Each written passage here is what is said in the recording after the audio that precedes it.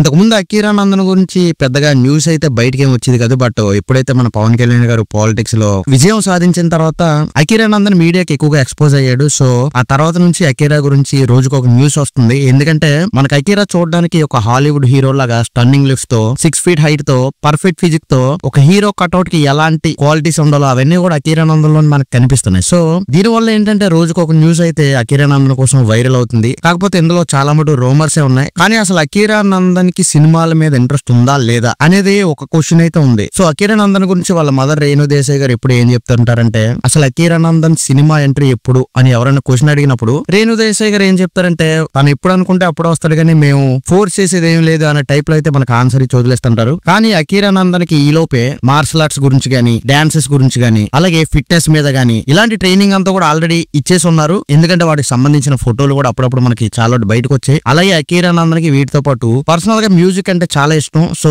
Actually Akira Nandan is a keyboard player. అంతేకాకుండా అకీరా నందన్ లో చాలా మంచి ఎడిటర్ స్కిల్స్ అయితే ఉన్నాయి. సో పవన్ కళ్యాణ్ గారి గురించి అయితే ఒక ఏవి కూడా అకీరా నందన్ ఆల్రెడీ రెడీ చేశారు. అది కూడా మధ్య యూట్యూబ్ లో వైరల్ అయింది. సో అయితే అసలు అకీరా నందన్ సినిమా ఎంట్రీ ఎప్పుడు అనే విషయానికి వస్తే సూర్య ఆ మధ్యన కుదిరితే అకీరా నందన్ తో ఖుషి 2 తీసేస్తా అని అయితే అనౌన్స్ చేశాడు. పవన్ కళ్యాణ్ గారితో సినిమా తీయాలని ఉంది. బట్ ఇప్పుడు పవన్ కళ్యాణ్ గారు రాజకీయాల్లో బిజీగా ఉన్నారు కాబట్టి ఆయనతో సినిమా తీయడం చాలా కష్టమైన విషయం. సో అకీరా నందన్ తో కుదిరితే సినిమా తీస్తాను అనే టైప్ లో అయితే సూర్య గారు చెప్పారు. ఇప్పుడు డైరెక్టర్ విష్ణువర్ధన్ వంతు వచ్చినట్టుంది. సో విష్ణువర్ధన్ అంటే మన పవన్ కళ్యాణ్ గారు పంజాబ్ మూవీ డైరెక్టర్ విష్ణువర్ధన్ గారు. సో అన్ని గానీ అనుకున్నట్టు సెట్ అయితే అకీరా నందన్ తో పంజా 2 తీస్తా అంటున్నాడు అనమాట. సో విష్ణువర్ధన్ అకీరా గురించి ఏమంటున్నారంటే అకీరా నందన్ చాలా చార్మింగ్ గా ఉంటాడు. చిన్నప్పుడు ఎప్పుడో చూసా, చాలా బాగుంటాడు. అతడితో పంజా 2 చేస్తే బాగుంటుంది. అయితే నేను ప్లాన్ చేసే కంటే సరైన టైంలో అది జరగాలని కోరుకుంటా. నిజానికి పంజా మూవీ కూడా పవన్ కళ్యాణ్ గారితో నేను ప్లాన్ ఏం చేయలేదు, అది అలా జరిగిపోయింది అంతే. సో పంజా 2 కూడా అలాగే జరగాలని కోరుకుంటున్నా. అకీరా నందన్ తో సినిమా తీసే ఛాన్స్ వస్తే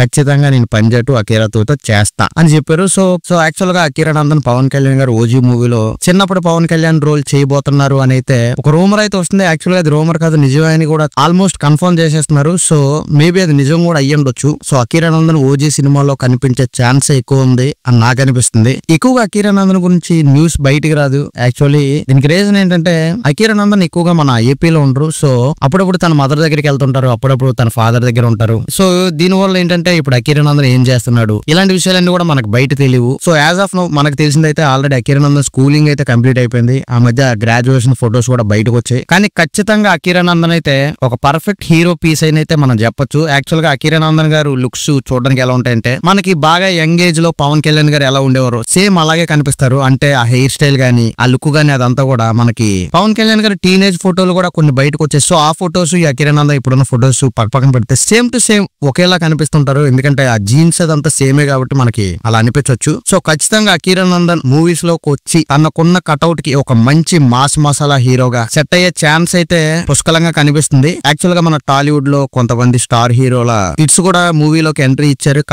కానీ కొంతమంది అందులో ఫెయిల్ అయ్యారు. చాలా తక్కువ మందే సక్సెస్ అయితే అవుతున్నారు. సో అకీరా నందన్ గారు కూడా మూవీస్ లోకి ఎంట్రీ ఇచ్చి ఒక పక్కా కమర్షియల్ హీరోగా ఎదగాలని కోరుకుంటూ ఈ వీడియో కనుక మీకు నచ్చితే లైక్ చేసి మన ఛానల్ సబ్స్క్రైబ్ చేయండి.